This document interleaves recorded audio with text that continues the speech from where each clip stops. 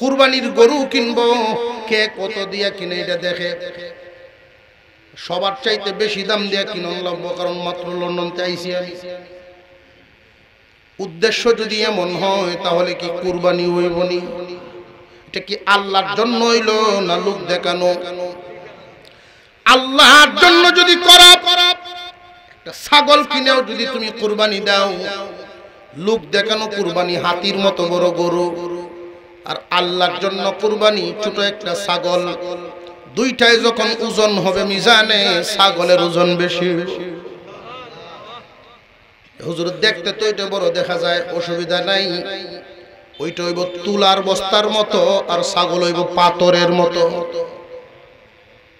আল্লাহ বলেন, আল্লাহর পয়গম্বর বলেন, আখলিস দীনাকা ইয়াকফিকাল আমালুল কলিল। তোমার ভিতর ঠিক করো, ঈমান নিয়ত আকীদা এটা ঠিক করো, অল্প আমলেই নাজাতের জন্য যথেষ্ট। মালি ইবাদত, কুরবানি দেয় দেখবেন কত গন্ডগোল। 60 জনের শরীকে কুরবানি হয়। অনেক গ্রাম এমন আছে গরিব মানুষ 60 জনে মিলিয়ে কুরবানি আছে না নাই? 60 জনে মিলিয়ে কুরবানি দিল, 6 জনের ইনকাম হালাল, একটা হইল সুদগুর। একটা সুদকুর যদি মিশায়া সব কুরবানি বাদ, 6 জনেরটা 7 জনেরটা বাদ।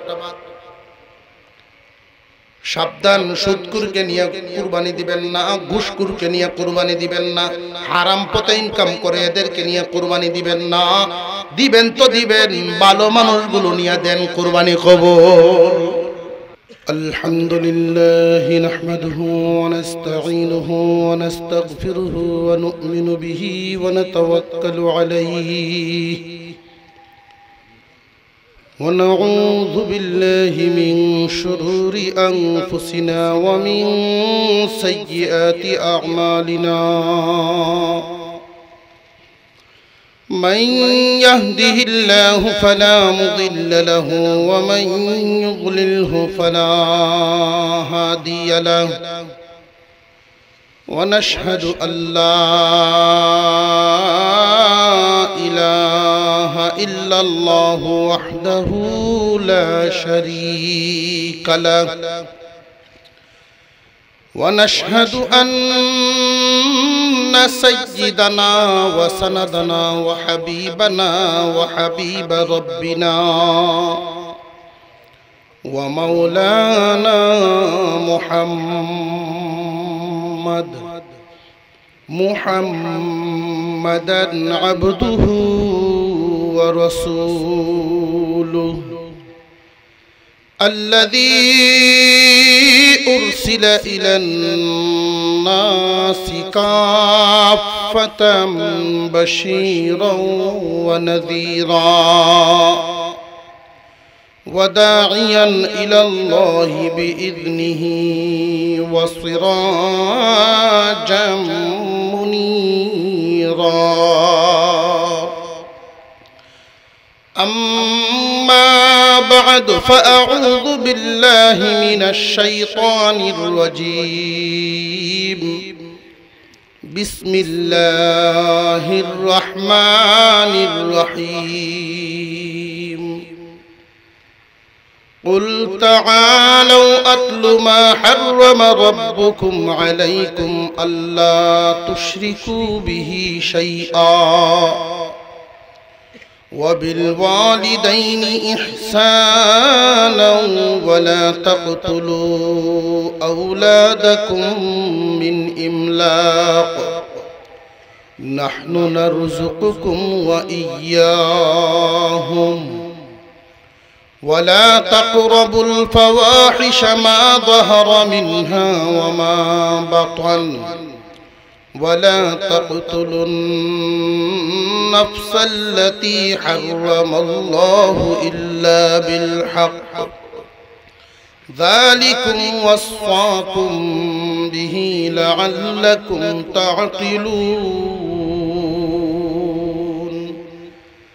صدق الله العظيم اللهم صل على محمد محمد وعلى آل محمد كما صليت على إبراهيم وعلى آل إبراهيم إنك حميد مجيد اللهم بارك على محمد وعلى آل محمد كما باركت على إبراهيم وعلى آل إبراهيم إنك حميد مجيد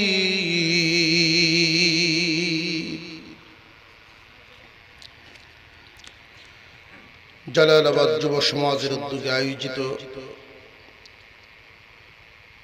পঞ্চম বার্ষিক তাফসীরুল কুরআন মাহফিলের শ্রদ্ধাভাজন সভাপতি উস্তাদুল আসাতিজা হযরতুল আল্লাম হযরত মাওলানা শেখ মুফতি আব্দুস সুবহান সাহেব দামাত বরকাতুহুল আলিয়া,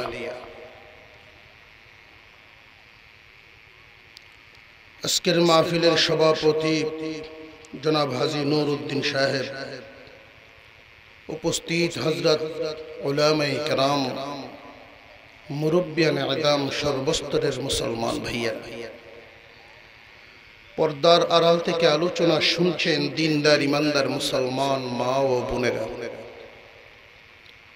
আল্লাহ পাক রব্বুল আলামিনের দরবারে শুকর আদায় করি যিনি অত্যন্ত দয়া করে এক মুবারক মজলিস, গুনাহ মাফের মজলিস, জান্নাতের বাগানে বসার তৌফিক দিয়েছেন, বলি আলহামদুলিল্লাহ। আমি আপনাদের সামনে পবিত্র কুরআনুল কারীমের সূরা আনআম থেকে একখানা আয়াতে কারিমা তিলাওয়াত করেছি।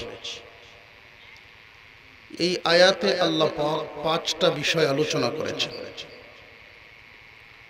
আমরা একটা একটা করে আলোচনা করতে থাকি, সময়ের ভিতরে যতটুকু পারা যায় সামনের দিকে যাই। তবে এই বিষয়গুলো অত্যন্ত গুরুত্বপূর্ণ। আল্লাহ পাক রব্বুল আলামিন মানুষ বানাইছেন আল্লাহর ইবাদতের জন্য,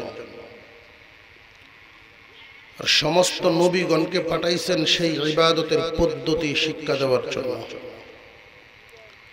যত নবী রাসূল আল্লাহ দুনিয়াতে পাঠাইছেন,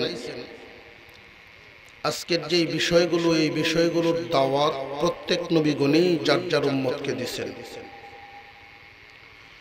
নবী পরিবর্তন হয়েছে, অনেক বিধিবিধানও পরিবর্তন হয়েছে। নূহ আলাইহিস সালামের জামানার কিছু বিধিবিধান, নূহ আলাইহিস সালাম চলে গেছেন, ইব্রাহিম আলাইহিস সালামের জামানায় এসে পরিবর্তন হয়ে গেছে। ইব্রাহিম আলাইহিস সালামের উপরে নাজিলকৃত কিছু বিধিবিধান মূসা আলাইহিস সালামের জামানায় পরিবর্তন হয়ে গেছে। তো আজকের যে আলোচ্য বিষয়, আলোচনার বিধিবিধানগুলো, এই বিধিবিধানের আলোচনা নূহ আলাইহিস সালামের জামানায় যেভাবে ছিল, ইব্রাহিম আলাইহিস সালামের জামানায় সেইভাবেই ছিল, মূসা আলাইহিস সালামের জামানায় এইভাবেই ছিল, ঈসা নবীর উপরে আল্লাহ এইভাবেই নাজিল করেন, আপনার আমার পয়গম্বরের উপরেও আল্লাহ এইভাবেই নাজিল করেছেন। অত্যন্ত গুরুত্বপূর্ণ বিষয়। আল্লাহ পাক রব্বুল আলামিন এই বিষয়গুলো আলোচনা করার আগেই আপনার আমার নবীকে বলেন, হে নবী আপনি বলুন, তাআলা, এদেরকে কাছে ডাকেন, কাছে ডাকেন, কাছে ডেকে বুঝান গুরুত্বপূর্ণ বিষয়। দুনিয়ার জমিনে একটা নিয়ম আছে, আমরা কেউ যদি কাউকে কোনো গুরুত্বপূর্ণ কথা বলতে চাই, আগে তাকে কাছে আনি, তারপরে বিষয়টা বলি। আল্লাহ পাক রব্বুল আলামিন বলেন, কুল তাআলাউ আতলু মা হাররামা রাব্বুকুম আলাইকুম, তোমরা আমার কাছে আসো, আল্লাহ হারাম করেছেন এমন কিছু বিষয়ে তোমাদেরকে আমি বলবো। আল্লাহ পাক রব্বুল আলামিনের বিধানগুলো হুজুর সাল্লাল্লাহু আলাইহি ওয়াসাল্লাম বোঝানো শুরু করলেন, আতলু মা হাররামা রাব্বুকুম আলাইকুম আল্লা তুশরিকু বিহি শাইআ। এক নাম্বার বিষয়, আল্লাহর সাথে কাউকে শরীক করা চলবে না, কোনো বস্তুকেই আল্লাহর সাথে শরীক করা যাবে না। এই দাওয়াত এমন কোন নবী নাই যেই নবী তার উম্মতকে দেন নাই। সমস্ত নবীগণ যার যার উম্মতকে এই দাওয়াত দিয়েছেন, আল্লাহর সাথে কাউকে শরীক করা যাবে না। আল্লাহ পাক রব্বুল আলামিন কুরআনুল কারীমের বিভিন্ন জায়গায় শিরকের ব্যাপারে বলেন, ও জাতি খুব সাবধান, গুনাহ করার পরে আল্লাহর কাছে তওবা করলে মাওলার যদি মায়া হয় আল্লাহ তা মাফ করে দিবেন। বান্দার চোখে যদি পানি দেখেন, আল্লাহর রহমতের সাগরের ঢেউ উঠে যায়, দয়ার সাগরের ঢেউ উঠে যায়, আল্লাহ বান্দাকে মাফ করে দেন। কিন্তু আল্লাহ পাক নিষেধ করে দিয়েছেন, সাবধান সাবধান, শিরিক করিও না, শিরিক আমি আল্লাহর উপরে জুলুম হয়ে যায়। কেউ যদি আমার সাথে কোনো শিরিক করে, সে যেন আল্লাহর উপরে জুলুম করলো, আর আল্লাহর উপরে কেউ জুলুম করলে তার মুক্তি হইতে পারে না। আল্লাহ পাক রব্বুল আলামিন কুরআনুল কারীমের বিভিন্ন জায়গায় বর্ণনা করেন। এক জায়গায় আল্লাহ উল্লেখ করেন, ফামান কানা ইয়ারজু লিকা রাব্বিহি ফালইআমাল আমালান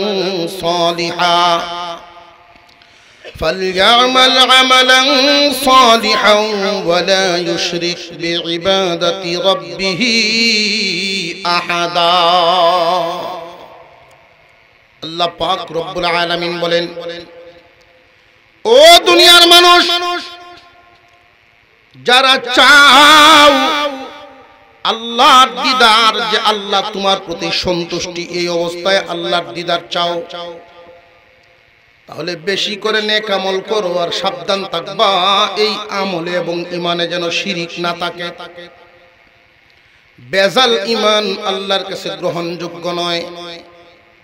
প্রয়োজনে আমল তোমার কম হোক, তবু খাঁটি হোক। বাজারে যদি কোনো মানুষ যায়, চিরা টাকা মানুষের থাকতেই পারে, চিরা টাকাটা কোন দোকানদারকে দিলে ইচ্ছা হইলে নিবে, না হয় ফেরত দিবে। চিরা টাকা নিয়ে যদি কেউ বাজারে যায়, তার কোনো অপরাধ নেই, হয়তো টাকাটা চলবে না দুনিয়ার বাজার। কিন্তু জাল টাকা নিয়ে যদি কেউ ধরা পড়ে, টাকাটা নতুন হইলেও তার অপরাধ হবে, সাজা হবে জেলখানা। আল্লাহ পাক রব্বুল আলামিন বান্দাদেরকে জানায় দিলেন, তোমরা আমল প্রয়োজনে কম হও, তবু খাঁটি যেন হয়। জাল ঈমান নিয়ে দুনিয়া ছাড়বে না, তাহলে সাজা হবে জেলখানা।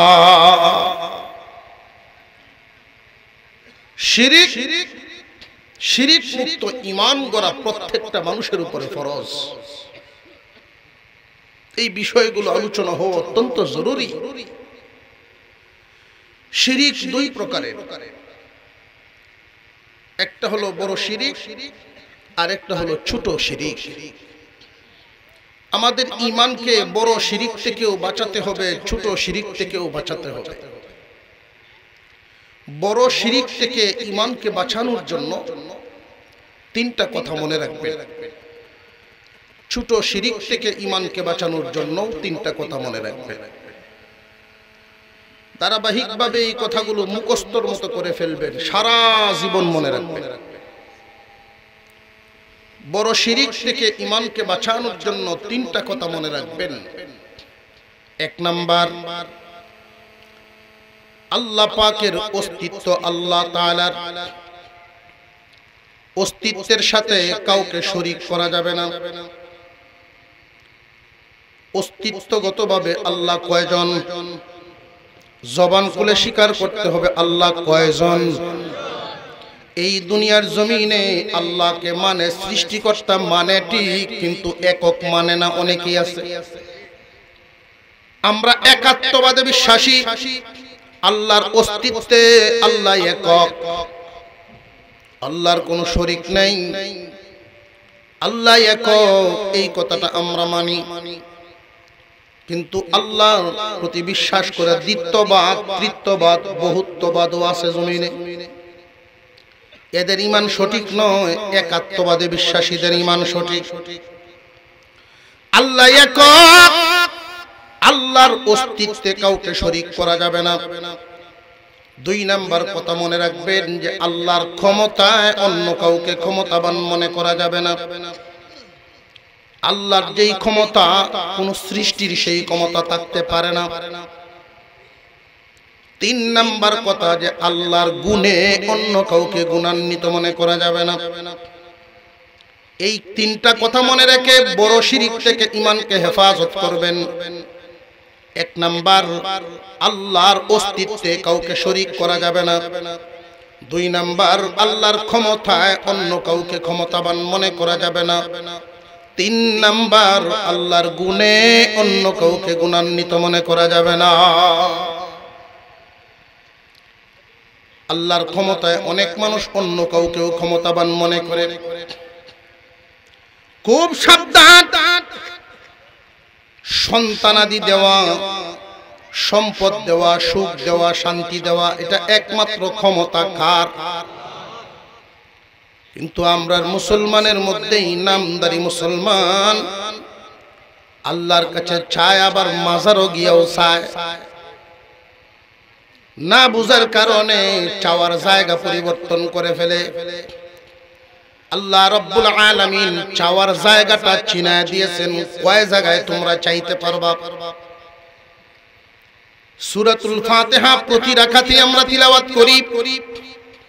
আল্লাহ চিনায় দিয়েছেন কয় জায়গায় চাইতে পারবা। ইয়্যাকা না'বুদু ওয়া ইয়্যাকা নাস্তাঈন। ও আল্লাহ, একমাত্র তোমারই ইবাদত করি, তোমার কাছেই সাহায্য কামনা করি। ইবাদত করার জায়গাও একটা, চাওয়ার জায়গাও একটা। কেউ যদি জায়গা পরিবর্তন করে ফেলে, ওই মানুষ ঈমান নষ্ট করে ফেলে। চাওয়ার জায়গাও একটা, দেওয়ার জায়গাও একটা। বান্দারে, তুমি চাইবা তো আল্লাহর কাছে চাও। তুমি যদি তোমার পীরকে সম্মান দিতে দিতে এমন জায়গায় নিয়ে উঠায় দাও, আল্লাহর ওলিকে সম্মান দিতে দিতে এমন জায়গায় উঠায় নাও যেটা শিরিক হয়ে যায়। অনেক মানুষের এরকম ধারণা হয়ে যায়, পীরের কাছে চাওয়া শুরু করে, মাজারে গিয়ে চাওয়া শুরু করে, এদের ঈমান ঠিক থাকে না। আল্লাহর ক্ষমতায় অন্য কাউকে ক্ষমতাবান মনে করা, আল্লাহর গুণে অন্য কাউকে গুণান্বিত মনে করা যাবে না।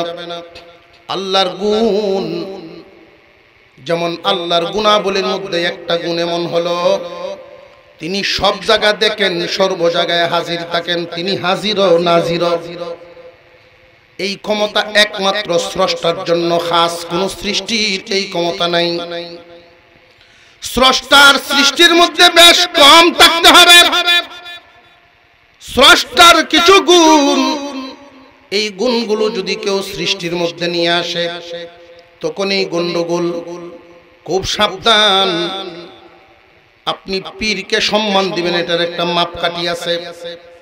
বাবাকে সম্মান দিবেন, তারও একটা মাপকাঠি আছে।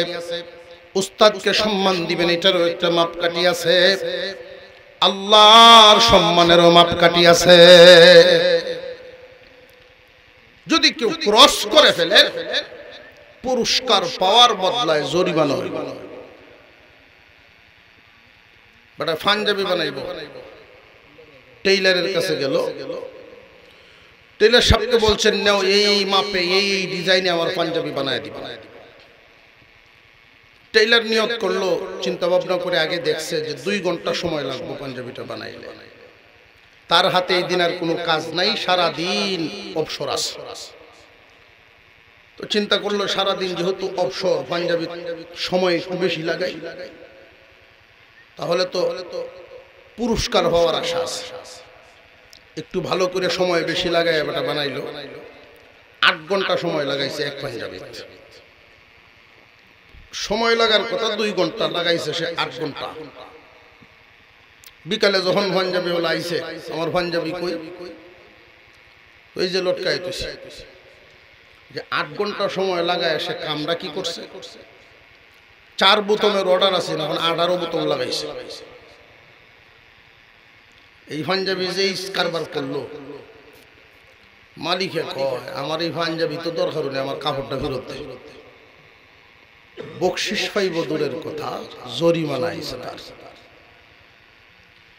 কাকে কি সম্মান দিবেন ওভার করা চলবে না। সব জায়গায় হাজির নাজির এটা একমাত্র স্রষ্টার গুণ, কোন সৃষ্টির গুণ হতে পারে না। পীরকে অনেক সময় সম্মান দিতে দিতে কোন মানুষের আকীদা এমন হয় যে আমি দোকানে বৈশা কি করি, বাড়িতে বৈশা কি করি, আমার পীরে সব বলতে পারে। আমার হুজুর সব দেখেন, সব জানেন, তার আকীদা ঠিক রইল না গন্ডগোল হইল। মাঝে মাঝে এরকম অলৌকিক ঘটনা ঘটে, আল্লাহর ওলিগণের মাধ্যমে কিছু কারামত ঘটিয়া যায়। যখন অলৌকিক কোনো কিছু দেখবেন, প্রথমেই কথাটা স্মরণ করবেন, এটা ওলির কোনো ক্ষমতা নাই, আল্লাহ ঘটাইছেন। কারামত প্রকাশ করায় দেন আল্লাহ। কথাটা সব সময় মাথায় রাখতে হবে, সকল কিছু ক্ষমতা একমাত্র কার। যদি কোনো ওলির মাধ্যমে কোনো একটা কারামত ঘটে, প্রথমে ওলির প্রশংসা নয়, প্রথমে আল্লাহর প্রশংসা করবা। সুলাইমান আলাইহিস সালাম ওনার পরিষদ নিয়ে বসা ছিলেন। আল্লাহ পাক ওই ঘটনাগুলো আমাদেরকে শোনাইলেন, কেন ওইখান থেকে যেন আমরা শিক্ষা হাসিল করতে পারি। পরিষদ, জিন্নাত, মানব জাতি সবাই সামনে বসা। উনি বলেছিলেন রানী বিলকিস আসতেছে, সে আসার আগে তার চেয়ারটা আমার কাছে হাজির করবে, এমন কি কেউ আসেনি। এক জিন দাঁড়ায় বলেছিল, হুজুর আমি যদি অনুমতি পাই, আপনি বসা থেকে দাঁড়াইতে যতক্ষণ লাগে এর আগেই হাজির করে দিব। সুলাইমান আলাইহিস সালাম তাকাইলেন মানুষগুলোর দিকে।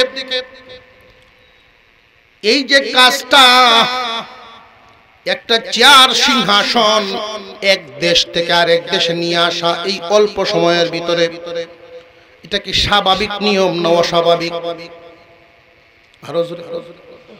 অস্বাভাবিক। একটা হলো আদতুল্লাহ আর একটা হলো কুদরতুল্লাহ। দুইজন মানুষের মিলনের মাধ্যমে একজনের জন্ম হয়, এটা হলো আদত।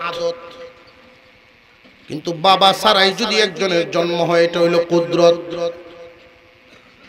কথা বুঝে আসতেছে? স্বাভাবিক নিয়মে যেগুলো ঘটে এগুলো আদত। আম গাছে আম হইব, এটা আদত। কাঁঠাল গাছে কাঁঠাল হইব, এটাও আদত। কোন কাঁঠাল গাছে যদি আম হয়ে যায়, এটা হইল কুদরত। বিশাল একটা চেয়ার এক দেশ থেকে আরেক দেশে অল্প সময়ের ভিতরে নিয়ে আসা, এটা কোনো আদত নয়, এটা অবশ্যই কুদরতুল্লাহ, আল্লাহর কুদরত। সুলাইমান আলাইহিস সালাম মনে মনে ভাবলেন, এই কুদরতটা গটাইবেন একজন জিন, দেখি আমার মানুষের মধ্যে কি কেউ আসেনি। উনি যখন তাকাইলেন মানুষগুলোর দিকে, একজন এমন ছিলেন যিনি ছিলেন কিতাবের আলেম, অনেক বড় আলেম। উনি বলেন, হুজুর আমি আপনার চোখের পলকে নিয়ে আসব। এই জন্যই মুফাসসিরিনে কেরাম বলেন, মানুষ যদি মানুষ হয়, ফেরেশতার চেয়েও দামি হয়। জিন কি ফেরেশতার চেয়েও দামি হয়? সুলাইমান আলাইহিস সালাম তাকায় দেখেন চেয়ার হাজির। আল্লাহর পয়গম্বর সুলাইমান নবী ওই সময় যিনি আনছেন তার প্রশংসা করেন নাই, প্রথমেই আল্লাহর প্রশংসা করছেন। কারণ এই চেয়ারটা এখানে আনাটা তার কোনো ক্ষমতা নয়, আল্লাহর সাহায্যে আনছে। প্রশংসা হবে প্রথমে আল্লাহর। কোনো অলৌকিক ঘটনা দেখলে, কোনো কারামত দেখলে কোন একজন পীর ফু মারছেন, পেট ব্যথা ভালো, সাথে সাথে পড়বেন আলহামদুলিল্লাহ। পীরের ফাউটিফা আগে না আলহামদুলিল্লাহ আগে? কথা বুঝে আসতেছে? ঈমান ঠিক করা, ঈমান ঠিক করা, আকীদা ঠিক করা। বড় শিরিক থেকেও ঈমানকে হেফাজত করতে হবে, ছোট শিরিক থেকেও ঈমানকে হেফাজত করতে হবে। যদি বেজাল ঈমান নিয়ে দুনিয়া ছাড়েন, জাহান্নাম হবে, জেলখানা নামক জাহান্নাম হবে আপনার ঠিকানা, খুব সাবধান। আর যদি আকীদা ঠিক করিয়া সরিষার দানা পরিমাণ ঈমান নিয়েও দুনিয়া ছাড়তে পারেন, তবু আল্লাহ কখনো না কখনো আপনাকে 10 দুনিয়ার সমান একটা জান্নাত দিবে। আকীদা ঈমান যদি ঠিক না থাকে সব শেষ। এই দুনিয়ার জমিনে বহু বিধর্মী মানুষ এমন আছেন যারা কাজকর্ম করে অনেক ভালো, মিথ্যা বলে না, মানুষকে ঠকায় না, কোনো মানুষকে কষ্ট দেয় না, তাই বলে কি জান্নাত পাবে? যে না না, জান্নাত পাবে না, কারণ ঈমান ঠিক নাই। ঈমান না থাকার কারণে ওই মানুষটা জান্নাত পাবে না। মুসলমান, ঈমান এবং আকীদা আমাদের ঠিক রাখতে হবে। বড় শিরিক থেকেও নিজেকে হেফাজত করতে হবে, ছোট শিরিক থেকেও নিজেকে হেফাজত করতে হবে। বড় শিরিক থেকে হেফাজত করার জন্য আমি 3টা কথা মনে রাখার কথা বললাম। 1 নাম্বার, আল্লাহর অস্তিত্বে কাউকে শরীক করা যাবে না। আল্লাহ কয়জন? একজন, এই কথাটা মনে রাখতে হবে। আল্লাহ একক, আল্লাহ কারোর কাছ থেকে জন্ম নেনও নাই, কাউকে তিনি জন্ম দেনও না। আল্লাহ একক, আল্লাহর সাথে কোনো তুলনা চলে না, আল্লাহই আল্লাহ। আল্লাহর সাথে কাউকে শরীক করা যাবে না, কোনো বস্তুর সাথে নিয়ে আল্লাহকেও মেলানো যাবে না। আল্লাহই আল্লাহ। আল্লাহ অস্তিত্বে একক, সত্তাগতভাবে আল্লাহর সত্তায় আল্লাহ একক। আল্লাহর ক্ষমতায় অন্য কাউকে ক্ষমতাবান মনে করবেন না, আল্লাহর গুণে অন্য কাউকে গুণান্বিত মনে করা যাবে না। এবার আসেন ছোট শিরিকের ব্যাপারে কথা। বড় শিরিক থেকে ঈমান বাঁচানোর 3টা কথা মনে রাখবেন, মনে থাকবে তো ইনশাআল্লাহ। ছোট শিরিকের ব্যাপারে নবীজি বলে, আমার উম্মতের জন্য ভয় হয় ছোট শিরিকের ব্যাপারে, কারণ ছোট শিরিকটা মানুষের অন্তরে লুকায়িত থাকে, বোঝা যায় না। মানুষ তো দেখবে, মনে করবে ভালো কাজ করতেছে, কিন্তু তার ভিতরের খবর তো কেউ জানে না। ছোট শিরিক হলো রিয়া, লোক দেখানো ইবাদত। এই লোক দেখানো ইবাদত থেকেও আমাদেরকে বাঁচতে হবে, ছোট শিরিক থেকেও আমাদের আমল বাঁচাতে হবে। এইখানেও 3টা কথা মনে রাখবেন। আমল 3 ভাগে বিভক্ত। কয় ভাগে বিভক্ত? 3 ভাগে বিভক্ত আমাদের আমল। শারীরিক ইবাদত, মালি ইবাদত। শরীর মাল, শারীরিক এবং মালি 2টা মিললে ইবাদত। কোন ইবাদত শুধু শারীরিক, যেমন নামাজ, রোজা, জিকির, আজকার।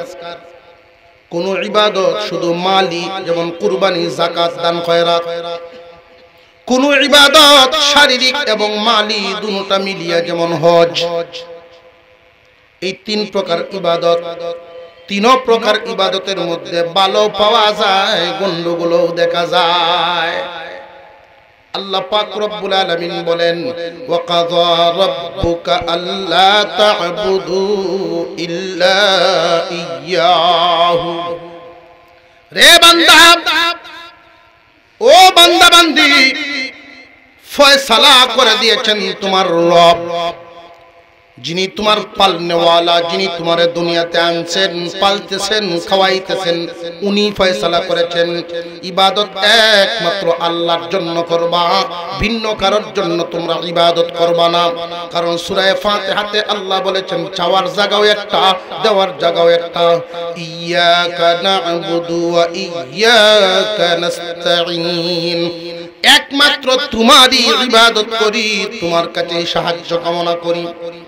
ইবাদত করার জায়গাও একটা, আর চাওয়ার জায়গাও। মানুষের ভিতর অনেক নষ্ট হয়ে যায়। ইলেকশন আইছে, নামাজ বাইরে গেছে। ইলেকশন আইছে, টুপি মাথার দিলাইছে, এমন মানুষও তো আছে। এটা কি এই বেটা কি আল্লাহর নামাজ পড়ে না বুড়ের নামাজ? আল্লাহ বলেন নামাজ পড়ো এটা আমার জন্য করবা, শারীরিক ইবাদত। বহু মানুষ এমন আছে ইলেকশন আইলে এই কামনি করে, 5 ওয়াক্ত নামাজ বেটা 6 ওয়াক্ত পড়ে। আপনারা এই গোবিন্দ চোর গোবিন্দ নামাজ হইল 6:60টায়, ইলেকশনের সময় যদি আসরের নামাজ আয়া পড়ে 6:60টায়, পাশের মহল্লাত গিয়া দেখে 7:30টায় জমাত, এখানে তো হরিয়েই গেল আসর। তারা খুশি করবার লাগিন হিকানো গিয়ে কারো আল্লাহর নামাজ না বুড়ের নামাজ? আমি একদিন এক আত্মীয় বাড়িতে গেছি, বেড়া লাগে তালই। তো ওনার বাড়ির থেকে মসজিদ বেশ দূর, গ্রামের এক মাথায়। তো আমি ভাবলাম যে আচ্ছা তালইরে নিয়ে একসাথে নামাজটা হয়ে যাই। 8-10 বছর আগের কথা, আমার এখনো মনে হয়। যখন আমি নামাজ পড়ার জন্য বেটাকে ডাকতেছি, টুপি পাঞ্জাবি দাড়ি সব আছে, কিন্তু নামাজ পড়ে না। আমি তো আর এটা জানি না ওটা নামাজ পড়ে না। তো ঘরের যারা আছেন তারা বলতেছেন একটু হুজুর বলতেছেন নামাজটা করে লাও, বেশে বাদ ফুর যাবে না, নামাজ কারছে। এবারে কি আল্লাহর নামাজ ভক্ত কারছে না হুতরার নামাজ? হুতরার নামাজ ভক্ত আইছে। যেই নামাজও খারছি 4 রাকাত নামাজ পড়ে আমি তো সালাম ফিরাইতাম, এটা তো আমার সাথে আসসালামু আলাইকুম রহমতুল্লাহ কইছি, বেটা ওয়ালাইকুম সালাম কইয়া আমি কইছি আসসালামু আলাইকুম রহমতুল্লাহ, নামাজে সালাম ফিরাইতেছি। হে বেটা ওয়ালাইকুম সালাম কইয়া বাম দিকে ফিরাই আমার দিকে ছায়া রয়েছে। জিন্দিগি কই খাটাই খাটাই, এই জীবনটা কোথায় কাটাইলেন? বড় আশ্চর্যের সাথে বলে শারীরিক যত ইবাদত একমাত্র কার জন্য হবে? আরো জোরে কর। শারীরিক যত ইবাদত একমাত্র আল্লাহর জন্য হবে। এবার আসেন মালি ইবাদত। মালি ইবাদত করনেওয়ালার মধ্যে অনেক গন্ডগোল ঢুকে। এই কথাগুলো না বললে ঘুমন্ত বিবেক জাগ্রত হবে না। কুরবানির গরু কিনবো, কে কত দিয়া কিনে এটা দেখে। সবার চাইতে বেশি দাম দিয়ে কিনুন লাগবো, কারণ মাত্র লন্ডন চাইছি আমি। উদ্দেশ্য যদি এমন হয় তাহলে কি কুরবানি হইবনি? এটা কি আল্লাহর জন্য হইল না লোক দেখানো? আল্লাহর জন্য যদি করো, একটা ছাগল কিনেও যদি তুমি কুরবানি দাও, লোক দেখানো কুরবানি হাতির মতো বড় গরু, আর আল্লাহর জন্য কুরবানি ছোট একটা ছাগল। দুইটাই যখন ওজন হবে মিজানে, ছাগলের ওজন বেশি। হুজুর দেখতে তো এটা বড় দেখা যায়, অসুবিধা নাই। ওইটা হইব তুলার বস্তার মতো, আর ছাগল হইব পাথরের মতো। আল্লাহ বলেন, আল্লাহর পয়গম্বর বলেন, আখলিস দীনাকা ইয়াকফিকাল আমালুল কলিল। তোমার ভিতর ঠিক করো, ঈমান নিয়ত আকীদা এটা ঠিক করো, অল্প আমলেই নাজাতের জন্য যথেষ্ট। মালি ইবাদত কুরবানি দেয়, দেখবেন কত গন্ডগোল। 7 জনের শরীকে কুরবানি হয়। অনেক গ্রাম এমন আছে গরিব মানুষ 7 জনে মিলিয়ে কুরবানি আছে না নাই? 7 জনে মিলিয়ে কুরবানি দিল, 6 জনের ইনকাম হালাল, একটা হইল সুদগুর। একটা সুদকুর যদি মিশায়া সব কুরবানি বাদ, 6 জনেরটা 7 জনেরটা বাদ। সাবধান, সুদকুরকে নিয়ে কুরবানি দিবেন না, ঘুষখোরকে নিয়ে কুরবানি দিবেন না, হারাম পথে ইনকাম করে এদেরকে নিয়ে কুরবানি দিবেন না। দিবেন তো দিবেন, ভালো মানুষগুলো নিয়ে দেন, কুরবানি কবুল। আবার কালকে নিয়ে আপনারা মনে মনে কোন আবার বলা বলি করেন, হুজুর যে কইয়া গেল এই বালা মানুষ পাইতাম কই? সব তো বেশিরভাগই সুদকুর। খুঁজে ভাই মুখ। আমি একটা বুদ্ধি দেয়া যাই, সুদ করে মিললে দিলাইবে, আর বালায় বালায় মিললে দিলাইবে। যে সুদকুর সে তো জানিয়ে বুঝিয়ে দিতেছে কুরবানি দিতেছি সমাজের লাগিয়ে, মানুষের লাগিয়ে, ইজ্জতের লাগিয়ে। তুমি এটা জানিয়ে বুঝিয়ে আরেকবার বালা কুরবানিটা নষ্ট করো না তার সাথে মিশিয়া। সুরে চুরি হয়ে গরু আনছে অন্য কুরবানি দিছে। তো তার 3 দিন পরে বিয়াই আইছে, বিয়াই কি ব্যাপার গরু কত দেন ছিলেন? হ্যাঁ কত দেয়, আপনি চিনেন না আমারে, আপনি বোঝা যায় আমার চিনেন না। আপনার তো চিনি জানি, আপনার কর্ম জানি, এই জন্য কুরবানির দিয়েও চুরি হয়ে যান চলে। হ্যাঁ লো ইসলামীটাও কি লাভটা হইলো কুরবানি দেয়া? এই লাভের চিন্তা তো আমি আছি না। চুরি হচ্ছে কোন হয়েছে, কুরবানি দিছে সব হয়েছে, সবে গুনায় হমান মাঝখানে বুঝতে পাইলাম সুদ করে মিললে দিলাইবে। ভালো মানুষ মিললে যদি বেশি টাকা নাও হয় একটা গাবি আইনা দিবেন, এটাই আল্লাহর কাছে কবুল। যাকাত দেয় মানুষ, 1 লাখ টাকা যদি যাকাত আসে, 1 লাখ টাকার যাকাত 97.5 তোমার জন্য যদি পবিত্র করা লাগে, 2,500 এখান থেকে বাহির করিয়া যাকাত দাও। যাকাত দিলে মাল পবিত্র হয়, না দিলে মাল না পাক। যাকাতের বিধান করা হয়েছে মালরে পবিত্র করার জন্য। যেই মানুষের মাল বেশি হয় তার মালটাকে পবিত্র যেন করতে পারে, আল্লাহ বিধান করছেন যাকাতের। তোমার মাল তুমি পবিত্র করবা, এই জন্য যাকাতের পয়সাটা গরিবের বাড়ি বাড়ি তুমি গিয়ে নিজ দায়িত্বে পৌঁছায় দিয়ে আসো। কিন্তু আজকাল এমন এক ফ্যাশন বাইরেছে, কাপড় কিনে বন্টন করে, মাইক মেরে দেয় কাপড় বাঁধবো, যাকাতের কাপড়। এই যাকাতের কাপড় দেওয়ার ক্ষেত্রে আমি লক্ষ্য করেছি, দোকানে কাপড়ের দোকানে আমি নিজে যাওয়ার কারণে কথাটা শিখলাম, জানলাম, আপনাদেরকে জানাচ্ছি। দোকানদারে আমাকে জিজ্ঞাসা করছে, হুজুর যাকাতের কাপড় নিবেন না ব্যবহারের কাপড় নিবেন? আমি প্রশ্ন করলাম, দুইটা কি দুই রকম নাকি? যে হ্যাঁ, যাকাতের কাপড়গুলো কম সুতা থাকে, দাম কম, কম দামে বেশি কাপড় নিয়ে যেন বেশি বাইটা দেওয়া যায়, এই জন্য 500-1000 কাপড়ের অর্ডার দেওয়া থাকে, আমরা ওইভাবেই অর্ডার দিয়া বানাই আনি। তখনই আমি বুঝলাম যে আল্লাহ দন দিছেন, ধনী হয়েছে কোন কারণে জানি না, তবে ধনী হইলে ওই মানুষগুলো মনের দিকে এখনো ফকিরের কেউ নিকৃষ্ট, মনের দিকে ধনী হতে পারে নাই। যদি মনের দিকে ধনী হইতো তাহলে হিসাবটা মিলাইতো। তুমি যেই দামের কাপড়টা পরিধান করো, যেই দামে একটা লুঙ্গি পরো, এই দাম দিয়ে একজন গরিব মানুষকে একটা লুঙ্গি দিলে, তোমার লুঙ্গিটা হয়তো 1 মাস পরে তুমি ফেলাইয়া দিবা, তোমার কাছে দাম নাই, কদর নাই। তোমারটা সমান দাম দিয়ে একজন গরিব মানুষকে একটা লুঙ্গি দিলে, এই লুঙ্গিটা উনি এমন ভাবে কদর করব, শুধু শুক্রবারে জুমাত নিব, বেড়ানিত গেলে নিব, আত্মীয় বাড়ি মানুষ মেহমান টেহমান আসলে ফিনবো, ভালো অনুষ্ঠান নিব, এটা কদর করব। কিন্তু যাকাত দেয় মানুষ 1000 পিস 2000 পিস কাপড় বন্টন করে, তার বাড়িতে মানুষের ভিড় হইতো, উদ্দেশ্য অন্যরকম। পরের বছর হয়তো ইলেকশন করার নিয়ত আছে, কথা বুঝে আসতেছে।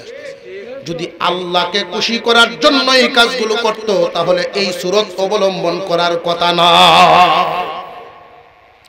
মালি ইবাদত করবা একমাত্র আল্লাহর জন্য করবা, লোক দেখানোর জন্য করবা না, তাহলে এটা ছোট শিরিক। শারীরিক ইবাদত লোক দেখানোর জন্য করা ছোট শিরিক, মালি ইবাদত লোক দেখানোর জন্য করা এটাও ছোট শিরিক। শারীরিক এবং মালি দুইটা মিললে যে ইবাদত, যেমন হজ, হজের মধ্যেও লোক দেখানো ঢুকে গেছে। হজ করছে লোকটা, শরীরও লাগাইছে, মালও লাগাইছে, আল্লাহর ইবাদত করব, কিন্তু এই ইবাদতে অনেক লোক দেখানি পাওয়া যায়। যে কেমন, হাজি সাহেব ডাকলে যদি খুশি হয়, হাজি ডাকলে খুশি হয়, চা খাওয়ায়, বুঝবেন বেজাল লোক ভিতরে আছে না নাই? হাজি ডাকলে খুশি হয় হাজি সাহেব। একই গ্রামের 2 জন, একই পাড়ার 2 জন হাজি সাহেব একসাথে আইসে হজ করে, তারা যুক্তি করছে, তুমি আমারে হাজি সাহেব ডাকবা, আমি তোমারে হাজি সাহেব ডাকবো, তীর্থ প্রচার হয়ে যাবে, হাজি সাহেব ডাকবো।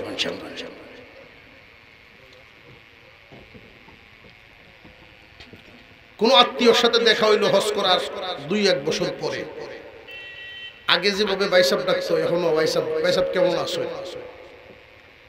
বাইসব তো হজ করে এসে তারা তো হাজি সাহেব ডাকলে বেটা খুশি, উত্তর দেয় বেটা আমি যে 2 বছর আগে হজ করছি তুমি মনে হয় শুনছো না, শুনলে তো হাজি সাহেব ডাকার কথা। আল্লাহর জন্য করছে না হাজি সাহেব হয়তো করছে।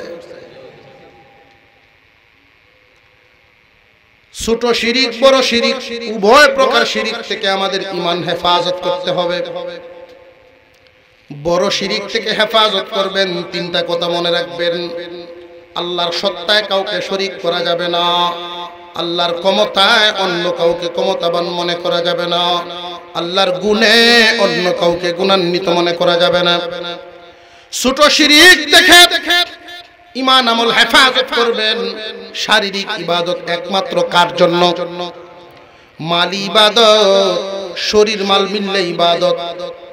প্রত্যেকটা ইবাদত একমাত্র আল্লাহর জন্য হবে। আল্লাহ যেন আমাদেরকে শিরিক মুক্ত ঈমান আমল রক্ষা করার তৌফিক দেন, বলুন আমিন।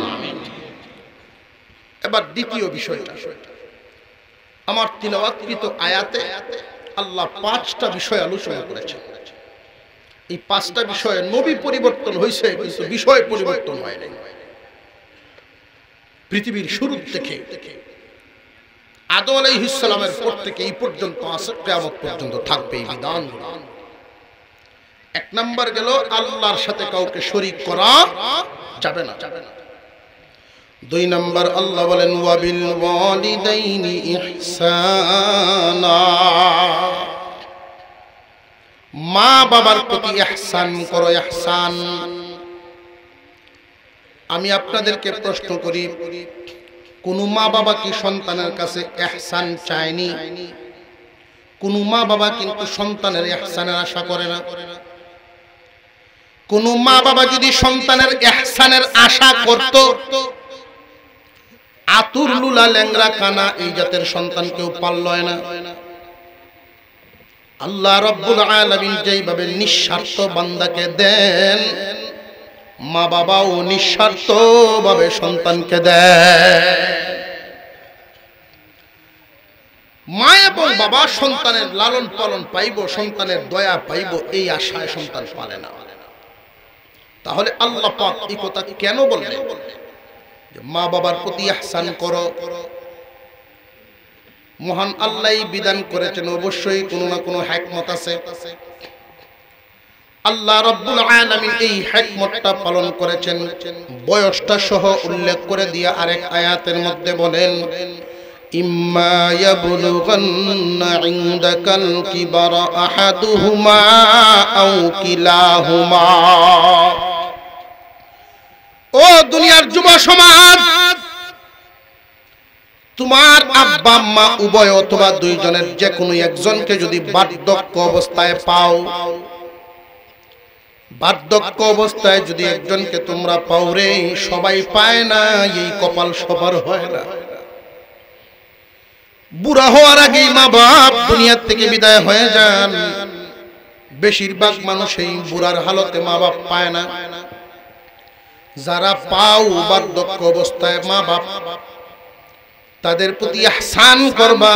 আল্লাহ এই বিধান করেছেন এই কারণে। দুনিয়ার জমিনে একজন মানুষ যখন বার্ধক্য অবস্থায় পৌঁছে যান, শিশুর চাইতে অসহায় হয়ে যায়।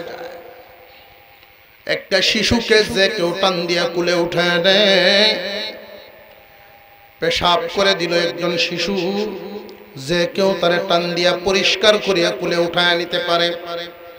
কিন্তু একজন বুড়া মানুষ যদি বিছানায় পেশাব করে দেন, ঘন্টাকে ঘন্টা পেশাবের মধ্যেই পড়ে থাকবে।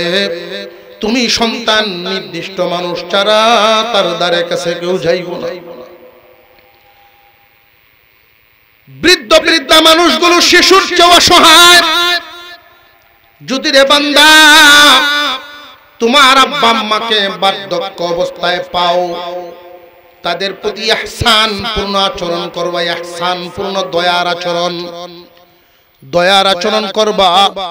মা বাবার প্রতি দয়ার আচরণ, মা বাবার প্রতি দয়ার আচরণ করলে আল্লাহ খুশি হয়। ইহসানপূর্ণ আচরণ সবাই বুঝে না, এটা সবাই বুঝে না। যুবকদেরকে উদ্দেশ্য করে আমি বলি, মনোযোগের সাথে শুনবেন। যুবকদেরকে উদ্দেশ্য করে আমি বলি, মা বাপ তোমার এই সংসারটা এক সময় চালাইতো, এখন সংসার তাদের হাতে নাই। তোমার আব্বা মা বার্ধক্যে যখন পৌঁছে যায় তখন তাদের মনের দিকে তোমরা খেয়াল রাখবা। তারা কিন্তু খুব আদর করে তোমাদেরকে লালন পালন করেছে। তোমরা তোমাদের সন্তানদেরকে যেই পরিমাণ মহব্বত করো, তোমার আব্বা মা তোমাকে এর চাইতে সামান্য কম করে নাই। তুমি যদি একবার খানা না খাইছো, তোমার মা বাবা পেরেশান হয়ে যাইতো তোমারে খাওয়ানোর জন্য। কিন্তু তোমার আব্বা আম্মা যখন বার্ধক্যে পৌঁছে যান, বুড়া হয়ে গেলে মানুষের মুখের রুচি কমিয়া যায়, তরকারি দিয়ে পেট ভরে খাইতে পারে না। তুমি বাজার থেকে কলা গুড় আলাদা একটু করে আইনে রাখবা বাবার যত্নের জন্য। রে দুনিয়ার ইমানদার মুসলমান, মা বাবা তোমার কাছে বড় মাছ চায় না, গোশত চায় না, তোমার আচরণটা সুন্দর চায়। তুমি যদি আলাদাভাবে 200-500 টাকা বাবার হাতে দিয়ে দাও, আব্বা আপনি বাজারে যান, ইচ্ছা মতে খরচ করবেন, আপনার সমবয়সীদেরকে নিয়ে চা খাইবেন, এটা হিসাব নিব না। হিসাব ছাড়া 300, 200, 500 হিসাব ছাড়া এই পরিমাণ পয়সা দিয়ে রাখবেন মা বাবার হাতে। ফকির ভিক্ষা চায় আপনার আব্বার কাছে, উনি যেন 10টা টাকা দিতে পারেন। মসজিদের দান বাক্সটা সামনে আসছে, বাবা এই যেন 10টা টাকা এখানে দিতে পারে। এই 500 টাকা প্রতি মাসে তোমার আব্বার হাতে যদি দিয়া দাও, হিসাব ছাড়া এটা সংসারে লাগবে না। তোমারে আল্লাহ 10 গুণ বাড়ায়া অন্যদিকে দিয়ে দিব। অনেক মা বাবা আছে ঠিক, সন্তানাদিদেরকে বাত কাপড় দিচ্ছে, কিন্তু এই বিষয়টা লক্ষ্য করে না। তোমার আব্বা বুড়া মানুষ, বাজার থেকে যদি ঘরে আসে, তোমার বাচ্চারাই তারে গিয়া দাদা কি আনছো করিয়া ধরে। ওই সময় তোমার আব্বা যেন তাদেরকে একটা সান্ত্বনা দিতে পারে, তুমি স্বাধীনভাবে কিছু টাকা তোমার বাবার হাতে দিয়া রাখবা। তোমার বাবার মন বড় থাকবো। তোমার মার হাতে যদি কিছু পয়সা দিয়া দাও, তোমার বোন বাগ্নি, তোমার সন্তানরা কিছু চাইলে, তোমার বোন বাগ্নিরা আসলে তাদের পিছনে খরচ করতে পারবো। এইগুলোর দ্বারায় তুমি গরিব হইবা না রে বান্দা, বরং আল্লাহ পাক এইগুলোর দ্বারায় তোমারে অনেক ধনী বানাইব। মা বাপ যদি খুশি থাকে, আল্লাহ খুশি থাকবেন। হাদিসের মধ্যে আসছে, মা বাপ যদি বেজার হয়, আল্লাহ তোমার প্রতি বেজার থাকেন। মা বাবাকে খুশি করে যদি কবরে দিবার পারো, আল্লাহ পাক রব্বুল আলামিন তোমাকে দুনিয়াতে 3টা নিয়ামত দিবেন। দুনিয়ার জমিন থেকে যখন বিদায় হয়ে যাবে, তখন একটা নিয়ামত পাইবা। দুনিয়াতে থাকতে 3টা, আখিরাতে 1টা। আখিরাতের নিয়ামত, জান্নাতের দরজা খোলা থাকবো, সহজে জান্নাতে হয়ে যাইবা। দুনিয়ার জমিনের 3টা নিয়ামত। 1 নাম্বার, আল্লাহ তোমাকে রিজিকে বরকত দিবেন। রিজিকে বরকত, বেশি টাকা ইনকাম করার নাম কিন্তু বরকত নয়, বরকতের অর্থটা ভিন্ন। বেশি টাকা কামাইলেই যে শুধু বরকত হবে বিষয়টা এমন নয়। আল্লাহ পাক রব্বুল আলামিন মা বাবার দোয়ার বরকতে আল্লাহ তোমাকে বরকতি মাল দিবেন। ইনকাম যদিও কম হয়, আল্লাহ তোমারে সুন্দর মতো চালায়া নিব। মা বাবার দোয়ার বদৌলতে 3টা নিয়ামত। 1 নাম্বার, রুজি রোজগারের মধ্যে কামাই রুজিতে আল্লাহ বরকত ঢেলে দিবেন। 2 নাম্বার, সন্তানগুলো মানুষের মতো মানুষ হবে। 3 নাম্বার, আল্লাহ তোমাকে একটা সুস্থ হায়াত দিবে। সুস্থ একটা হায়াত দিবেন।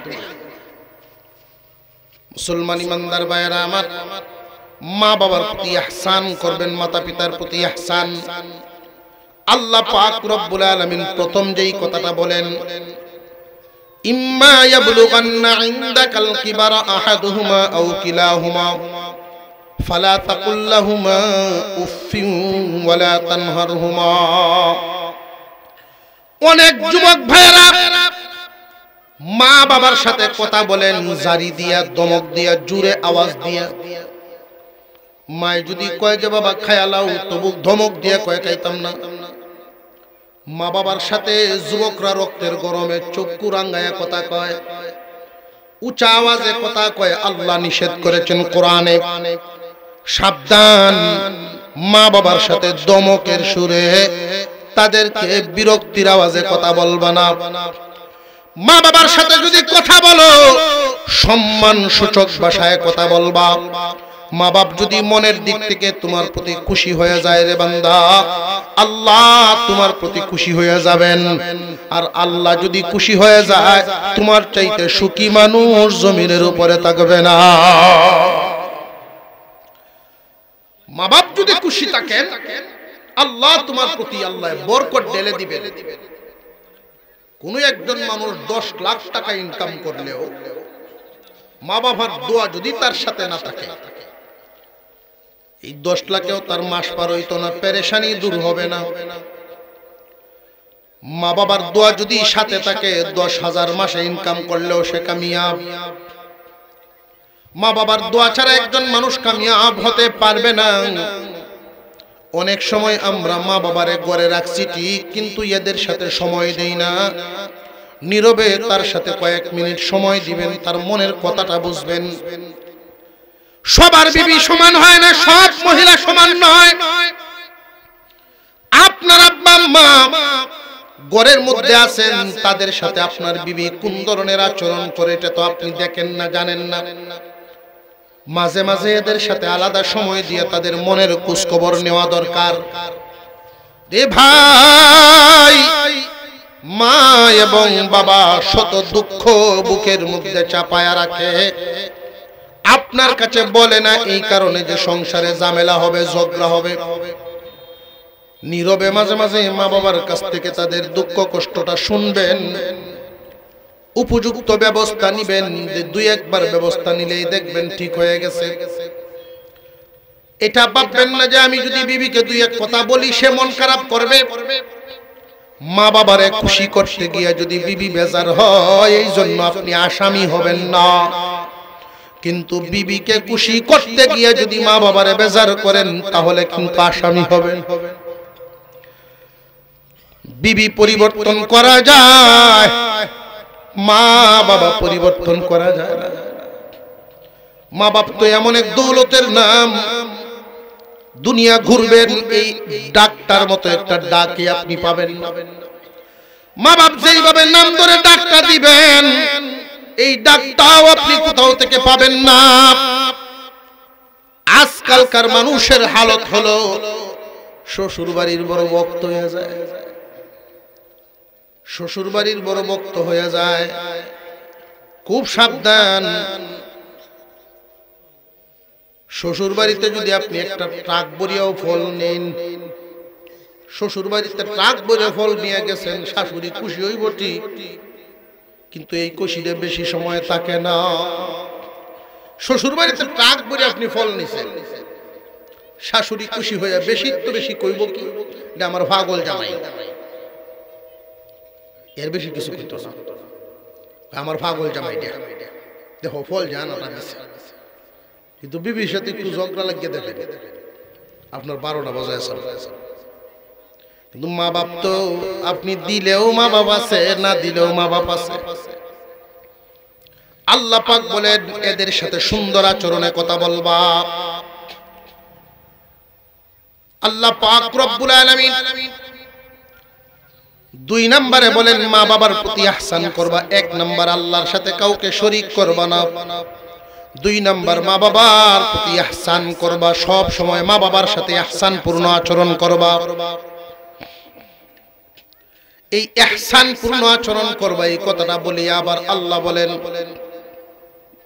3 নম্বর, ওয়ালা তাকতুলু আওলাদাকুম মিন ইমলাক নাহনু নারযুকুকুম ওয়া ইয়্যাহুম। আল্লাহ বলেন, ও দুনিয়ার মানুষ, তোমরা তোমাদের সন্তানদেরকে হত্যা করো না, হত্যা করিও না। রিজিকের বয়ে, বরণ পোষণের বয়ে, বেশি সন্তান হইলে কেমনে বরণ পোষণ করবো এই চিন্তায় সন্তান হত্যা করিও না, জন্ম নিয়ন্ত্রণ করিও না। তোমার বিবি যদি শারীরিকভাবে অক্ষম হয়ে যায় সেটা হলো ভিন্ন মাসালা। বিবি সক্ষম, এই অবস্থায় সন্তান তুমি দুনিয়াতে আনবা না, জন্ম নিয়ন্ত্রণ পদ্ধতি তুমি করিও না। আল্লাহ পাক রব্বুল আলামিন বলেন, নাহনু নারযুকুকুম ওয়া ইয়্যাহুম।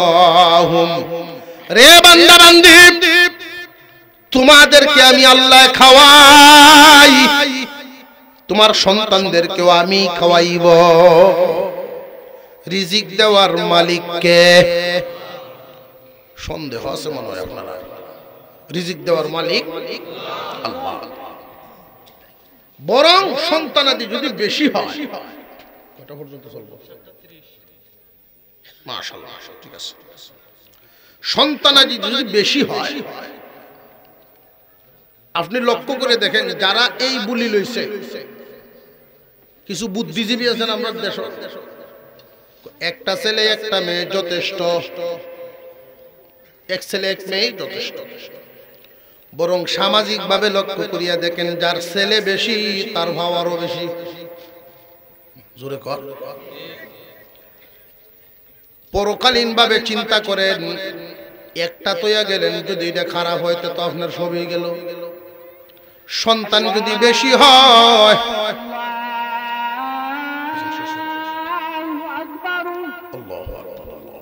সম্মানিত হাজিরিন, 40 জামাত মসজিদে, ঠিক আছে। যখন আজান হয়, আপনি যেখানেই থাকবেন, আজানের সময় চুপ থাকা। আজানের সময় কি থাকা? আমরা কিন্তু এই আমলটা লক্ষ্য করি না। যদি কেউ গল্পের মধ্যে থাকি, গল্প করতেই থাকি। আজানের সময় চুপ থাকা, আজানের জবাব দেওয়া। আজানের জবাব কিভাবে দিবেন? মুয়াজ্জিন যা বলবে আপনিও তা বলবেন। শুধু হাইয়া আলাস সালাহ, হাইয়া আলাল ফালার বেলায় লা হাওলা ওয়ালা কুওয়াতা ইল্লা বিল্লাহ পড়বেন। আজান শেষ হইল, দুরূদ শরীফ পড়বেন, আজানের দোয়া পড়বেন। এই আমলটা যদি সারা জীবন ধরে রাখতে পারেন, সারা জীবন যদি এই আমলটা করে যেতে পারেন, ঈমানের সাথে মওত হবে। ঈমানের সাথে মওত হবে। নবীজি বলেন, তার জন্য সুপারিশ করা আমার উপরে ওয়াজিব। নবীজি যেহেতু বলছেন তার জন্য সুপারিশ করা আমার উপরে ওয়াজিব, এই কথার দ্বারা ঈমানের মওতের ইঙ্গিত আছে। কথা বুঝে আসতেছে আপনাদের? আমরা তো আমল করি ঠিক, স্থায়ীভাবে ধারাবাহিকভাবে কোনো আমল মজবুতির সাথে ধরে রাখি না। সব বাসমান সামনে পড়ছে করলাম, মোহব্বত নাই দিলে। যে কোনো একটা আমল আপনি মোহব্বতের সাথে করবেন, এটা কোনো সময় ছুটে গেলে আফসোস যেন হয়। মোহব্বতের সাথে করবেন। আল্লাহ পাক বলেন, সন্তান হত্যা করো না রিজিকের ভয়ে। এই কামটি আছে, অনেক স্লোগান আছে, একটা ছেলে একটা মেয়ে যথেষ্ট, এমন আছে না? নাই? মানুষ বাড়ে বছর বছর, জমি তো আর বাড়ে না, বাড়তি মুখে খাবার দিতে কেউ কোনোদিন পারে নাই। কথা কয়, শিরকি কথা, কুফুরি কথা, কুফুরি মতবাদের কথা এগুলো। রিজিক দেওয়ার মালিক কে? এই জমিনে এমন একটা সময় ছিল, প্রতি কিয়ারে কয় মন ধান হইতো? আগের দিনের চাইতে বেশি হয়ে নিলে হয় না, বাড়ায় দিছেন কে? যদি কেউ মনে করে যে হুজুর পদ্ধতি বিজ্ঞানীরা আবিষ্কার করছে, পদ্ধতি এই জন্য বাড়ে, বিজ্ঞানী এই বিজ্ঞানের থিওরি আনছে করতে, বাপের বাড়ির তো না, আল্লাহ দিছে। মানুষের মাথার বুদ্ধি ঢেলে দিবেন আল্লাহ। এমন একটা সময় ছিল, 2 কের জায়গা লইয়া বাড়ি বানাইতো মানুষ, 1 কের খালি জঙ্গল, বাথরুম বানাইবার লাগি 1 কের। জোরে কর। বাথরুমের লাগিন 1 কের, বাড়ি ঘরের লাগিন আর 1 কের, উঠান লইয়া। আর এখন ঘর বাড়ি বানাইবার জন্য 5 শতকের মধ্যে 5 ভাই। এই বুদ্ধি দিয়েছেন কে? আল্লাহ বলেন নাহনু নারযুকুকুম ওয়া ইয়াহুম। সন্তান হত্যা করো না রিজিকের ভয়ে, তোমাদেরকে আমি আল্লাহ খাওয়াই, তারারেও আমি খাওয়াইব। রিজিক দেওয়ার মালিক কে? সন্তান হত্যা করে মানুষ। তাফসীর ওয়ালায় লিখেন 1 নাম্বার আরবের যুগের মানুষগুলো যারা জিন্দা শিশু কবর দিয়া দিত একটা সূরত। 2 নাম্বার জন্ম নিয়ন্ত্রণের মাধ্যমে মানুষ সন্তান হত্যা করে ফেলে। অনেক মানুষ অনেক নাফরমান, বিবির গর্ভে বাচ্চা এসে গেছে, ডাক্তারের কাছে নিয়ে এই বাচ্চা নষ্ট করায় ফেলতেছে। এমন নাফরমানও আছে না নাই? কিয়ামতের দিন তুমি তো মার্ডার মামলার আসামি হইবা। খুব সাবধান, রিজিকের ভয়ে সন্তান হত্যা করো না। অনেক কারগুজারি আমরা শুনছি জীবনে। আমার এক বন্ধু মানুষ, সে আমার কাছে একদিন বলছে, ভাইজান একটা কথা শোনায় রাখি, আমার একটা মেয়ে প্রথম বাচ্চাটা যখন হয় মনে মনে নিয়ত করে ফেলছিলাম যে বাচ্চা নষ্ট করে ফেলি। আল্লাহর মেহেরবানি, আল্লাহর রহম করেছেন, নষ্ট করি নাই। মেয়ে সন্তান জন্ম নিয়েছিল। এই মেয়ে এই বছর দাওরায়ে হাদিস পড়ে। সে কান্দে আর বলে, আমি কি জানতাম যে এইভাবে আল্লাহ এলাইকা রাখছে। তার উসিলা এখন আলেমার বাবা আমি যদি নষ্ট করতাম মার্ডার মামলার আসামি হইতাম, এই নিয়ামত থেকে তো বঞ্চিত হয়ে যাইতাম। তোমার কোন সন্তান দুনিয়াতে কোন জায়গায় দখল করবে তোমার জানা নাই। এই জন্য সন্তান আশা বাধা দিও না। আল্লাহ রিজিকের ব্যবস্থা তোমারে যেমনে খাওয়ায় আল্লাহ তারারে ওইভাবেই খাওয়াইব। বরং এটা কেমনে হয় সুরতটা? বেটার এক ছেলে, কথা শুনে না তেমন একটা, সহায় সম্পত্তি আছে ঠিকই, পড়াশোনা করে কোনো কামও লাগে না। তো ফারার এক মুরব্বির কাছে গেছে, চাচা আপনার নাতির হলে খুব বিপদে আছি, তো বুদ্ধি শুদ্ধি দেন, এত কামদুম করে না। চাচায় বুদ্ধি দিয়ে দিছে, এরকে বিয়া করায় না। চাচা এটা কি কইলেন আপনি? হে রে, ওই চুল কাটার পয়সা আমি দেওয়ান লাগে, এমনকি বিয়া করাই না। তুই আইসো সামনে বুদ্ধি নিতে, বুদ্ধি দিলাম, বুঝে হইলে নিবে, বুদ্ধি নইলে আমারটা আমার দেখা।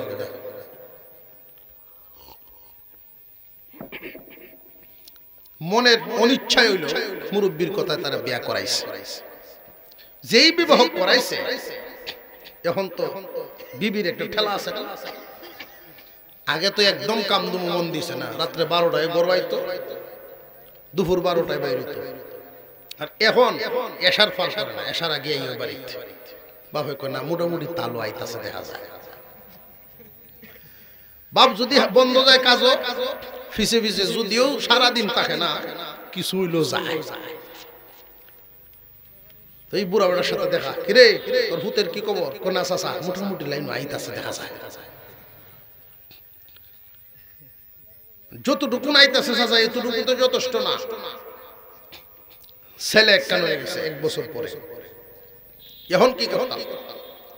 হয়তো আমার ইনতে পয়সা নেই, অন্য কোনো কাজ কাম ইনকাম টিনকাম করে না, সংসারের পয়সা দিয়ে চলে। চাচায় বুদ্ধি দিছে, তোর ভূতরে আলাদা করে দে, আলগা করে দে। আমি যদি আলগা করে দে চলবো কেমনে?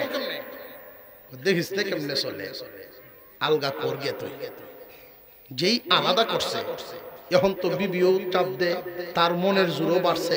কারণ সন্তানকে তো কিছু খাদ্য তার দিতে হইব, দুধ লাগবো, ওষুধ লাগবো, কাপড় চোপড় লাগবো। এখন মোটামুটি ইনকাম শুরু হয়েছে তার। চৈত্র মাস আর কার্তিক মাস আইলে বাপে যদি কয়েক মন দান দেয়া দেয়, তাহলে সারা বছরে নিজেরটা দিয়ে নিজে চলতে পারে। আরেক সন্তান হয়ে গেছে, এখন আর বাপের দেওয়ান লাগে না। এই যে ইনকাম তার বাড়তেছে, মানুষ বাড়ার সাথে সাথে মনের জোর বাড়ে। হাত তো তার দুইটাই, মনের জোর বুদ্ধি বাড়তেছে। এগুলো আসলে দেন কে? আল্লাহ। বহু মানুষ এমন আছে বিবাহ করার আগে নিজেই চলতে পারে না, এখন কয়েক সন্তানের বাপ নিজে তো চলতেই পারে, মা বাপরে আরো দিতে পারে, এমন আছে না নাই? আল্লাহ বলেন রিজিকের ভয়ে সন্তান হত্যা করিও না, এটা 3 নাম্বার। 4 নম্বরে আল্লাহ বলেন ওয়ালা তাকরাবুল ফাওয়াহিশা মা যাহারা মিনহা ওয়া মা বাতান, অশ্লীল কর্মকাণ্ড করবা দূরের কথা, প্রকাশ্যে হোক গোপনে হোক দ্বারে কাছেও যায় না। অশ্লীলতা বেহায়াপনার কাজ কর্ম এগুলো দ্বারে কাছে যায় না, প্রকাশ্যে হোক গোপনে হোক। অশ্লীল কর্মকাণ্ডের দ্বারে কাছে গেলে তোমারে এইগুলো পায়া বইব, অশ্লীলতার মধ্যে নিয়ে লাগাইয়া দিব, শামিল করিয়া দিব। প্রথমে মানুষের চক্ষু নষ্ট হয়, এরপরে কলব, এরপরে অঙ্গ প্রত্যঙ্গ। প্রথমে তোমার চোখ নষ্ট হইব। এই জন্য আমি একটা কথা শুধু বলিয়া দেই, বর্তমান যুব সমাজের জন্য এমন এক গুনার বাজার এত গরম, পকেটে লইয়াই কয়েক সিনেমার হল। এমন একটা সময় ছিল কেউ যদি সিনেমার হলে যাইতো, মেট্রিক পাস আইএফএস ছেলে, বাপের কাছে বিচার যদি আইছে তোমার ভূত সিনেমার হল গেছে, 3 দিন পর্যন্ত বাড়ির জায়গা দিছে। আত্মীয় স্বজন লইয়া বুঝায় বাজায় সাসার আয়া বিলা আচ্ছা আর যাইতো না, তওবা তাসদিক করে লইছে। যা একদিন সিনেমার হল গেছে, এই কারণে বাপের এই শাস্তি। আর এখন যেই 8 পাস করে মার কাছে জ্ঞানের গণনা শুরু হয়, আমার টাচ মোবাইল কিনে দিবা, টাচ মোবাইল। বাপে যখন মানে না, আশপাশের মানুষ লইয়া হগলে বুঝায় যে দিলাও, খুব বড় হইছে দিলাও। উল্টা হইছে না সমাজ? আগে একটা গুনাহ করার কারণে সকলে বুঝায়া বাজায়া পুত্রে গরু দেয়া যাইত, আর এখন গুনার মেশিন কেনার জন্য সকলে বুঝায়া বাজায়া বাপের রাজি করে মেশিন কিনে দিলাম। এই গুনার মেশিন তো এমন এক মেশিন, এমন কোন গুনাহ নাই যেই গুনার নমুনা মেশিনও নাই। যুবক, শারীরিকভাবে তুমি অর্ধেক বয়সের আগেই বুড়া। এই গুনাহগুলোর মধ্যে লিপ্ত হইলে চরিত্র যদি নষ্ট হয়ে যায়, একটা জাতি ধ্বংস হইয়া যায়। চরিত্র যদি নষ্ট হয়, একটা জাতি ধ্বংস হয়ে যায়। মনের সহ, শরীরের সহ, বুদ্ধি সব কমে যায়। যেই গোষ্ঠীর মধ্যে মুরব্বীরা এই সচেতনতা অবলম্বন করবে না, যার যার গোষ্ঠীর অবশ্যই মুরব্বীরা এখানে আছেন, প্রত্যেকেই যার যার গোত্রের দিকে নজর করেন, এখনো সময় আছে। আপনার গোত্রের যুব সমাজ কোন হালতে আছে, আপনার গোষ্ঠীর যুব সমাজ কোন হালতে আছে, যদি দেখা যায় অ্যান্ড্রয়েড মোবাইল ব্যবহারের মধ্যে তারা লিপ্ত হয়ে গেছে, বুঝবেন আপনার গোষ্ঠীর দৌড় খুব বেশি দূর নাই, তারা পিছনে পড়ে যাবে। আপনি থাকবেন না, দেখবেন না, কয়েক সিঁড়ির মধ্যেই এরা হুচট খেয়ে নিভে যাবে। এখনো যদি কন্ট্রোল করতে পারেন, এদের দৌড় অনেক দূর আগাবে। অশ্লীল কর্মকাণ্ড করবা দূরের কথা, দ্বারে কাছেও যাইও না। অশ্লীল কর্মকাণ্ডের মধ্যে আরেকটা আছে বর্তমান সমাজের মধ্যে, এই কথাটাও বলিয়া দেই। সমাজের মানুষ জানে স্বামী স্ত্রী সংসার করে, আসলে তারা স্বামী স্ত্রী নয়, আত্মীয় স্বজন সকলে মিলিয়ে বিয়ে করায়া দিয়েছিল, সংসার পাতায়া দিছিল। কিন্তু শয়তানের দুকায় পরে রাগের মাথায় তালাক দিয়া দামা সাফা দিয়া লইয়া কায়। এমন সংসার প্রত্যেক গ্রামে 2-4টা খুঁজলে পাওয়া যায়, আছে না নাই? এই যে সংসারগুলো চলে, আল্লাহর নবী বলেন যে তালাক দিল, যারে দিল, সমাজে জমিনে সবচেয়ে নিকৃষ্ট মানুষ, লানত প্রাপ্ত ওরা। আপনারা বলতে পারেন যে তালাক দিল, বুঝলাম সে নিকৃষ্ট, যারে দিল সে কেন? যে তারও ভূমিকা আছে, তারও ভূমিকা আছে। কেমন ভূমিকা লক্ষ্য করে দেখেন। একজন মানুষ যখন হাওড় থেকে আসে, 9টা-10টা বাজায় কাজ করে আইছে, বা দোকান থেকে আইছে, বেড়ো বেড়ার বুক ফেটের খিদায় বাড়িতে আসে, আসার সময় যে গরু লই আইতাছিল, গরু একটা ছুটিয়া, আমরা রাত থেকে ছুটতে দৌড় মারছে, এইটার দৌড়ায় এবার আরো বুঝে উঠছে। রাগের মাথা লইয়া যখন বাড়িতে আইছে, 10টার সময় ভাত খাওয়ানোর কথা সকালে, ওটা উঠান থেকে কইতেছে বাদবার। তো বিবি সাহেব রান্দার থেকে উত্তর দিয়েছে আরো 1 ঘন্টা দেরি হইব রান্দা হইতে। যেই কইছে ফেডেও কি দা আর ভাত তখন খাই থাকতো না, মাথা তো ওটার গরম। ইংলিশে শুরু হচ্ছে কবিতা, আছে না হেডি, এই কবিতাটি শুরু হচ্ছে। নবীজি বলেন এই সময় মহিলারা চুপ থাকো, তার রাগ যখন চরমে উঠে গেছে তুমি মা চুপ থাকো। কারণ পুরুষ জাতিরা ঘোড়ার মতো। কিসের মতো? ঘোড়া যখন রেগে যায় তুমি তার সামনে নিবা না, তার উপরে সওয়ার হইতে চেষ্টা করবা না। যদি চেষ্টা করো তোমারে ফালবো নিচে একটা ভাড়াও দিব ঘোড়া। আর যদি তার রাগটা থামায় ফেলতে পারো তার উপরে সওয়ার হইবা, মাইলকে মাইল সফর করবে, অসুবিধা নেই। পুরুষের সামনে নেবে না, কিন্তু মহিলাকে এটা মানে। বেড়ার এই কবিতা শুনে বেটিও তো দেওয়া শুরু করছে। যেই শুরু করছে শয়তানের ডুল, দুইজনের রাগ উঠতেছে। বেড়া শেষ পর্যন্ত যে হাই ভোল্টেজের যে অ্যান্টিবায়োটিক সেইটা দিছে, যে কোয়ালতাম তোরে কোয়ালতাম। এইটি যখন কয় বেটিও কয় কোয়ালা। এমন কথাও হয় শ্বশুরের নামটা নিয়ে মহিলায় উচ্চারণ করে না, অমুহের ঘরের হলেও হনুই কইবে, বেটা কইতো না। যেই বাপের নাম লইয়া কয় বেটা যে গুসাটা আহারে একদমে 15টা কয়, একদমে 15 তালাক। 3টে তুই নিস আর বাকিটি তোর পরিবারের অন্য বাড়িতে তালাক যাও। কিন্তু যখন গুসা থামে, রাগটা থামলে দেখবেন কি হালতটা হয়। বেটি 2 ঘরে এদিকে বইয়ে কান্দে, অন্য মহিলারা যদি টানে যে আয় গরু আয়, না এই গরু আর যাইতাম না, ও নাই না যে বলা রাগ করছেন উষাছিল।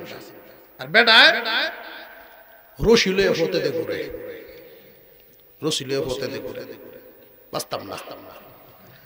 আমি এই বাচ্চা কাচ্চা লয়ে কই যাইব?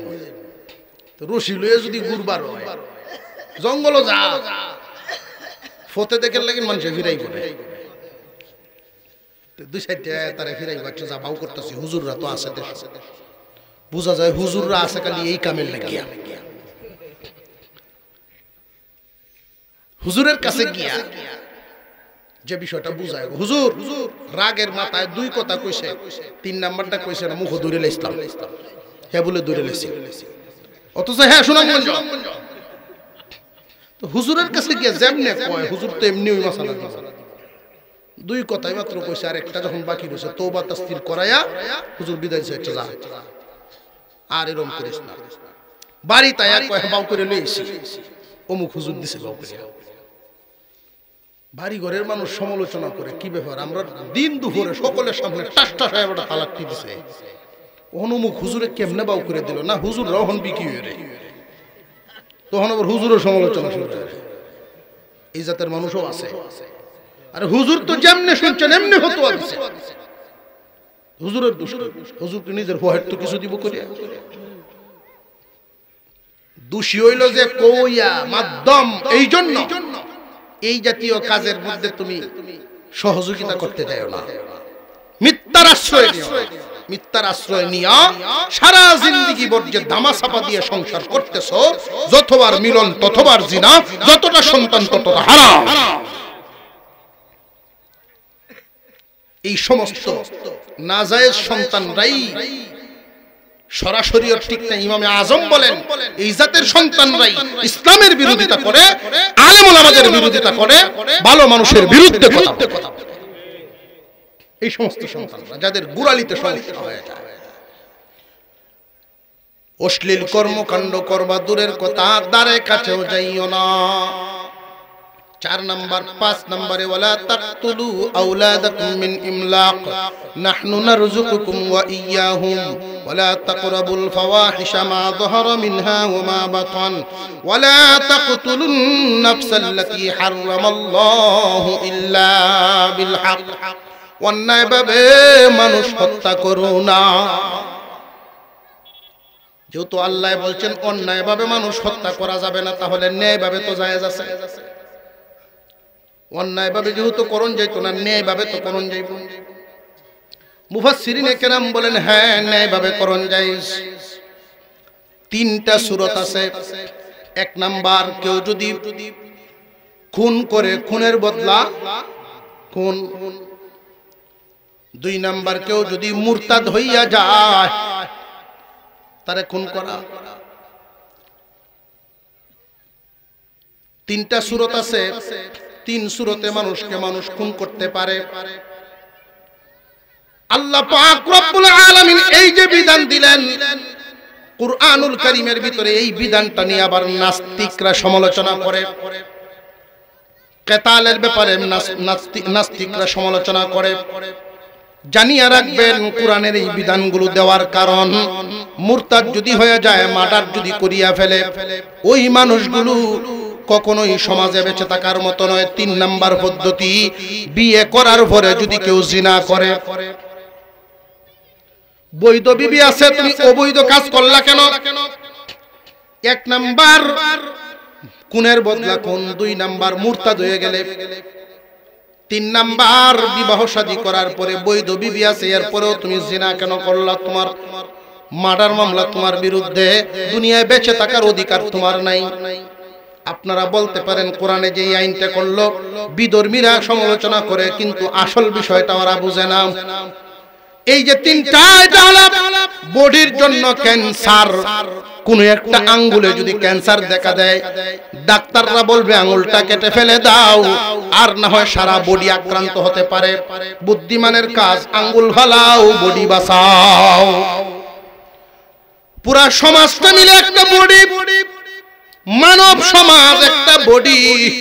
এই বডিতে যদি এই জাতের ক্যান্সার দেখা দেয়, মুরতাদ হয়ে যায়, কাফের হয়ে যায়, কাফের মুরতাদ হয়ে গেল, খুনি হয়ে গেল, অথবা জিনাকুর হয়ে গেল বিবাহের পরে, এই জাতীয় ওই একটা মানুষকে যদি সাজা দাও, তাহলে এই জাতের ক্যান্সার পুরা সমাজ থেকে দূর হয়ে যাবে, পুরা সমাজ রক্ষা পাওয়া যাইব। বৈধভাবে খুন করা যায়, তবে এই খুন করবে কে? মনে মনে নিয়ে আবার কোন যাচ্ছে, উন্নত গেলাম দেখি সুযোগ পাইলে বয়া দেবে একটা। এটা আপনি আমার জন্য নয়, রাষ্ট্রের যিনি প্রধান হন তার জন্য এই কাজ। কথা বুঝে আসতেছে?